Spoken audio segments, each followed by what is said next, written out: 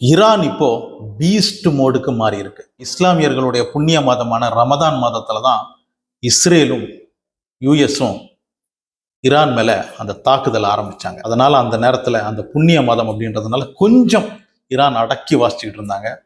கரெக்டா ரமதான் முடியுது, பெருநாள் வருது. ஸோ பெருநாள் வந்ததும் ஈரான் அவங்களுடைய வான வேடிக்கையை ஆரம்பிச்சிட்டாங்க. ஈரான் பீஸ்ட் மோடுக்கு மாறிட்டாங்க. இஸ்ரேலுடைய நியூக்ளியர் ஃபெசிலிட்டி இருக்கிற டெமோனா அப்படின்ற இடத்துல ஈரான் அவங்களுடைய அதிபயங்கர தாக்குதலை நடத்தி இருக்கு.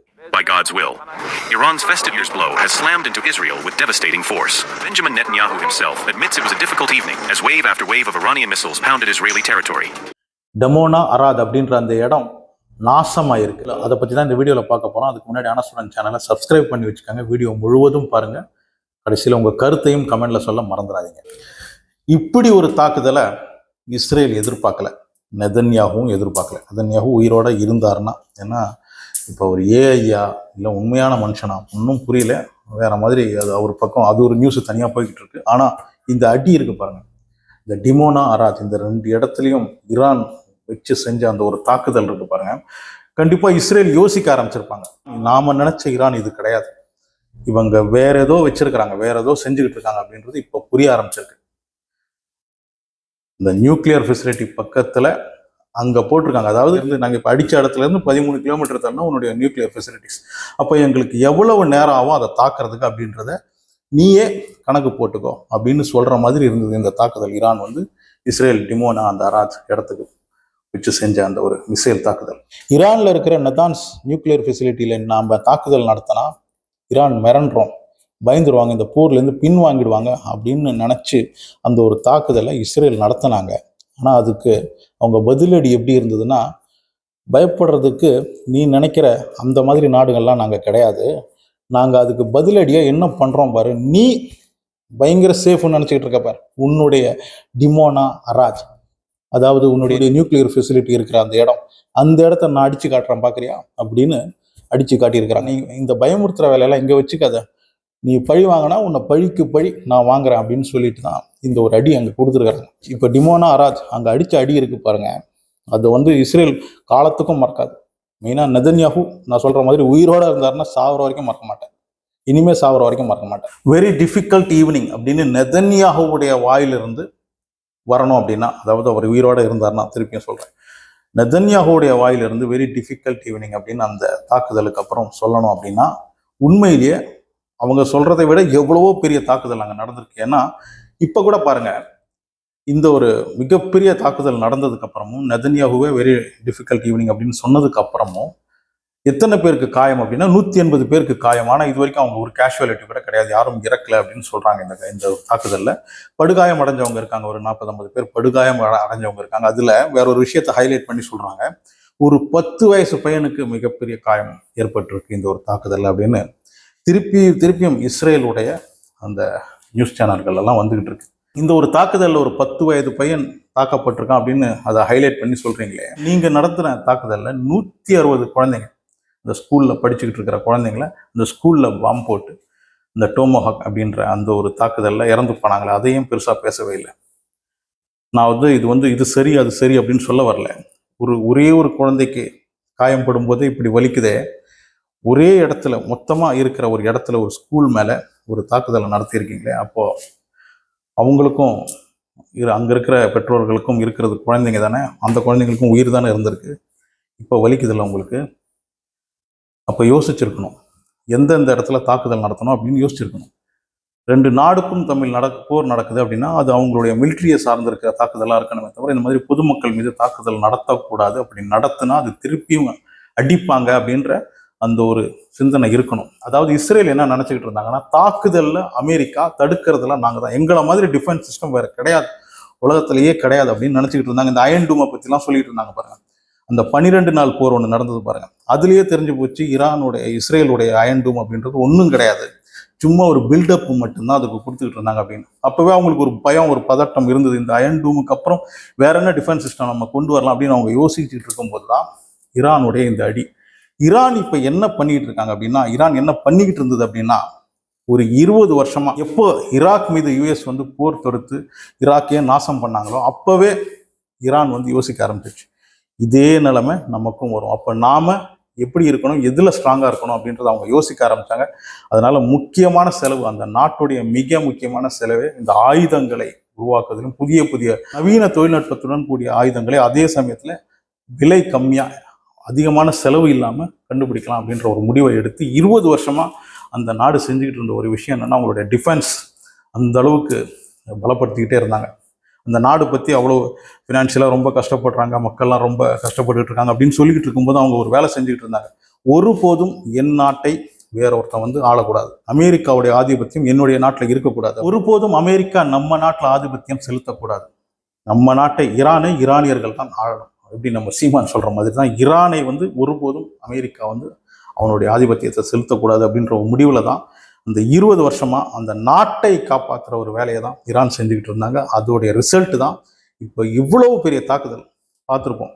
இஸ்ரேல் அடிக்கிறாங்க, அமெரிக்கா ஈரானை சுற்றி இருக்கிற பல ஏர்பேஸ்லேருந்து அடிக்கிறாங்க. மொத்தமாக சொல்ல போனோம்னா 14 இடத்துலேருந்து ஈரானை சுற்றி அடிக்கிறாங்க. அப்படி இருந்தும் இந்த ஒரே நாடு எல்லாரையுமே அடித்து துவம்சம் பண்ணுறாங்க, இன்னும் பலமாக நிற்கிறாங்க. அத்தனைக்கும் இப்போ நேற்று தான், அதாவது பெருநாள் அன்னைக்கு தான் அவங்க உண்மையான பெருநாளே கொண்டாட ஆரம்பிச்சிருக்காங்க. எப்படி ஒரு பண்டிகைக்கு நாம் புது ட்ரெஸ்ஸை போட்டுக்கிட்டு அந்த நாளை கொண்டாடுவோமோ அதே மாதிரி ஈரான் நேற்று என்ன செஞ்சுருக்குன்னா, அவங்களுடைய இதுவரைக்கும் எடுக்காத ஒரு ஆயுதத்தை எடுத்து விட்டுருக்குறாங்க. அந்த ஆயுதத்துடைய தாக்குதல் தான் அந்த ஒரு பேலிஸ்டிக் மிசைல். இது வரைக்கும் இப்படி ஒரு பேலிஸ்டிக் மிசைல், இப்படி ஒரு தாக்குதல் இஸ்ரேல் எதிர்பார்க்கவே இல்லை. இப்படி ஒரு ஆயுதம் அவங்க கையில் இருக்குன்னு எதிர்பார்க்கல. அவங்க யோசிக்கிறாங்க, நம்ம டிஃபென்ஸ் சிஸ்டத்தை தாண்டி, அதுவும் இருக்கிறதுலே மிக அதிகமான டிஃபென்ஸ் சிஸ்டம், எல்லா பாதுகாப்பும் கொடுக்கப்பட்டிருக்கிற ஒரு இடம் தான் இந்த டிமோனாவும் அராதும். 2 இடமும் ரொம்ப பாதுகாப்பாக இருக்கிற ஒரு இடம். ஏன்னா அந்த நியூக்ளியர் ஃபெசிலிட்டி இருக்கிறதுனால அவ்வளவு பாதுகாப்பாக இருந்தது. டெல் அவிவில் பல தாக்குதல் நடந்துகிட்டு இருக்கும் போதும் அங்கிருந்து பலரும் பாதுகாப்பான இடத்துக்கு மாற்றப்பட்டாங்க. அந்த இடம் தான் இந்த டிமோனா. அப்பேற்பட்ட ஒரு இடத்துல, அவ்வளவு பாதுகாப்பு இருக்கிற ஒரு இடத்துல எப்படி இஸ்ரேல் இந்த தாக்குதலை நடத்தினாங்க? அப்போ அவங்க கிட்ட இருக்கிற ஆயுதம் நம்ம நினைக்கிற மாதிரி கிடையாது.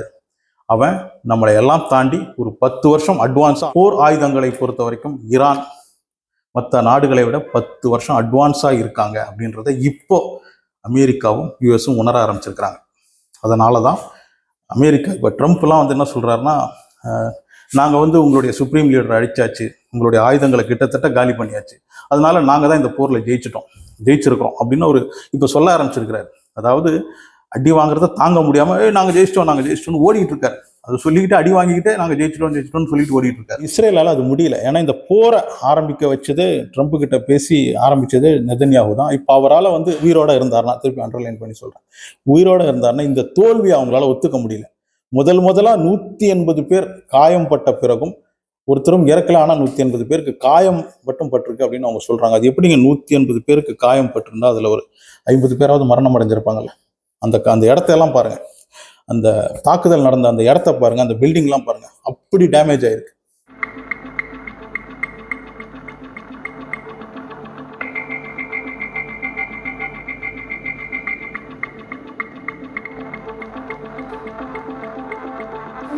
ஸோ அதில் இன்னும் ஒருத்தர் கூட இறக்கல அப்படின்னு சொல்றது இவங்களுடைய எந்த அளவுக்கு இந்த பொய் பேசுறாங்க அப்படின்றத நம்ம உணர முடியுது.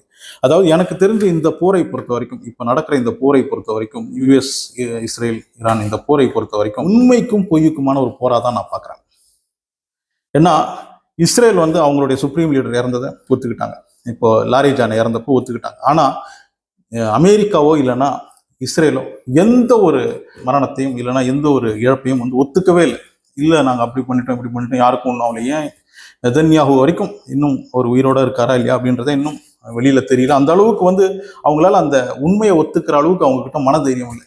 எவன் உண்மையை ஒத்துக்கிறானோ அவன் தான் தைரியசாலி. அந்த தைரியம் தான் இப்போ ஈரான் காட்டிக்கிட்டு இருக்கு.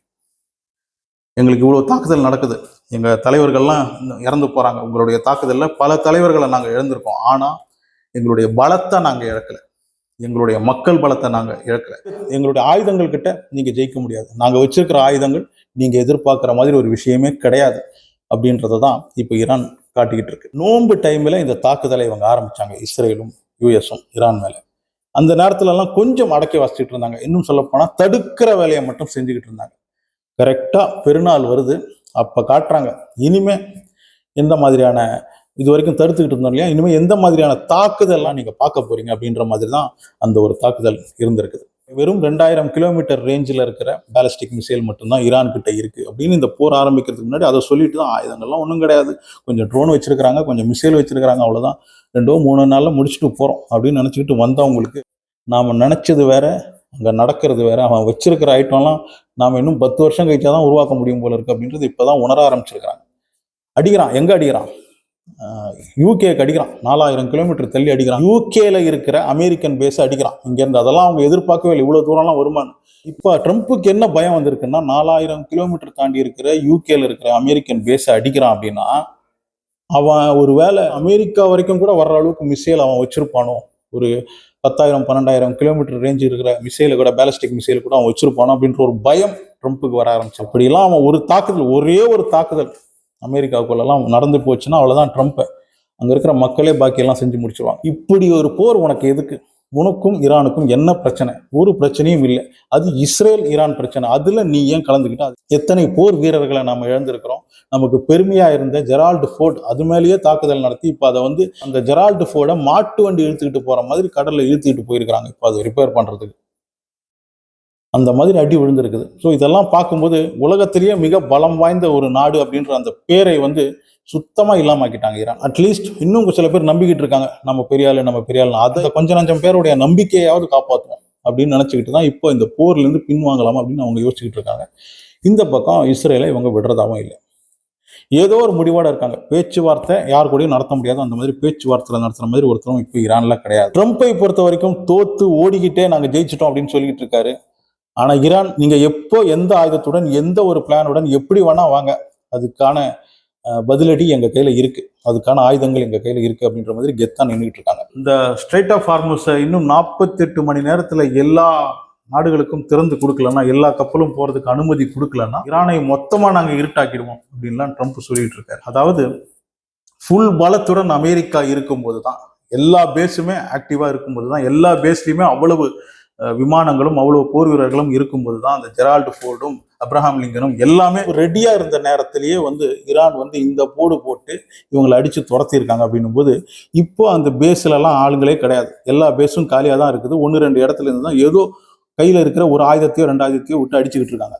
அப்படி இருக்கும்போது இந்த நேரத்தில் இவர் வந்து நம்ம ட்ரம்ப் வந்து நீங்கள் வந்து 48 மணி நேரத்தில் இந்த ஸ்ட்ரைட் ஆஃப் ஹார்முஸை திறக்கலன்னா நாங்கள் அடிக்கிற அடியே வேற மாதிரி இருக்கணும். எங்கே இருந்து அடிப்பை? அதுக்கு உனக்கு இடம் வேணும்ல அடிக்கிறதுக்கு. அடிக்கணும்னா பேஸ் இருக்கணும், பேஸில் ஆயுதங்கள் இருக்கணும், பேஸில் விமானங்கள் இருக்கணும், பேஸில் மிலிட்ரிஸ் இருக்கணும். இவங்கெல்லாம் எங்கே? இவங்களெல்லாம் தான் கிட்டத்தட்ட அமெரிக்காவுக்கு திருப்பி அனுப்பிச்சாச்சு. அந்த ஜெரால்டு ஃபோர்ட் அங்கே இல்லை. அப்ரஹாம் லிங்கன் 2300 கிலோமீட்டர் தள்ளி எங்கேயோ நிறுத்தி வச்சிருக்கிற. அப்புறம் எப்படி நீ தாக்குதல் நடத்துவ? எப்படி பண்ணுவ? இனிமேல் புதுசாக ஆளுங்களை கொண்டு வந்து அதுக்கப்புறம் இந்த போரை நடத்த போறியா? ஒன்றும் புரியல. அதாவது ட்ரம்ப்புடைய பேச்சை கேட்டால் சாதாரணமாக இந்த போரை வந்து சும்மா கவனிக்கிறவனுக்கே புரியும், இது வந்து அமெரிக்கா கையில் இல்லை, அமெரிக்காவால் ஒன்றும் பண்ண முடியாது அப்படின்னு தெரியும். ஈரானை பொறுத்த வரைக்கும் இப்போ நேற்று காட்டியிருக்கிற அந்த அடி இருக்கு பாருங்க, டிமோனா அராத் அந்த இடத்துல காட்டியிருக்கிற அடி வந்து இன்னும் ட்ரம்ப்பை யோசிக்க வச்சிருக்கும். நோன்பு டைம்லலாம் அவன் வெடிச்சது வெறும் ஊசி வெடி தான். இப்போதான் பெரிய பெரிய ஐட்டத்தெல்லாம் வச்சிருக்கிறான். இந்த பெருநாளுக்கு தான் பெரிய பெரிய ஐட்டமாக எடுத்து விடுறான் அப்படின்றது இப்போ அமெரிக்காவுக்கு தெரிஞ்சிருக்கும். அதனால அவருடைய அந்த கெடுவெல்லாம் அப்படியே தான் இருக்க போகுது. ஈரான் சொல்ற அந்த டிமாண்ட்ஸ் எல்லாம் ட்ரம்ப் ஒத்துக்கிற வரைக்கும், இல்லைன்னா சும்மா இப்படி நாங்கள் ஜெயிச்சிட்டோம், அவங்களுடைய சுப்ரீம் லீடரை கொண்டுட்டோம், ஈரான் கிட்ட இருக்கிற ஆயுதங்கள்லாம் முடிஞ்சு போச்சு, ஈரானில் இருக்கிற முக்கியமான இடங்களை எல்லாம் நாங்கள் தாக்கியாச்சு, இனிமேல் ஈரானால் ஒன்றும் எழுந்தே வர முடியாது, எழுந்து வரணும்னா 10 வருஷம் ஆகும், இல்லைன்னா 20 வருஷம் ஆகும் அப்படின்லாம் ட்ரம்ப் அவரையே தேத்திக்கிட்டு நாம ஜெயிச்சோம் அப்படின்ற ஒரு கனவுல வேணா அவர் வாழ்ந்துகிட்டு இருக்கலாமே தவிர, இந்த போரை பொறுத்த வரைக்கும் இப்போ இத்தனை நான் சொன்ன மாதிரி 14 இடங்கள்ல இருந்து நடந்த தாக்குதல் எல்லாம் சமாளிச்சுட்டு இஸ்ரேலுடைய மிக பாதுகாப்பான இடம் அப்படின்னு கருதப்பட்ட அந்த டெமோனா அராத் அப்படின்ற 2 இடங்கள்லையும் தாக்குதல் நடத்துறாங்கன்னா யார் இந்த போர்ல ஜெயிச்சிருக்காங்க அப்படின்றத நீங்களே முடிவு பண்ணிக்கோங்க. உங்களுடைய கருத்தை கமெண்ட்ல வந்து சொல்லுங்க. அனசுடன் சேனலை சப்ஸ்கிரைப் பண்ணி வச்சுக்கோங்க. அப்புறம் லைக் ஷேர்லாம் கூட பண்ண மறந்துடாதீங்க.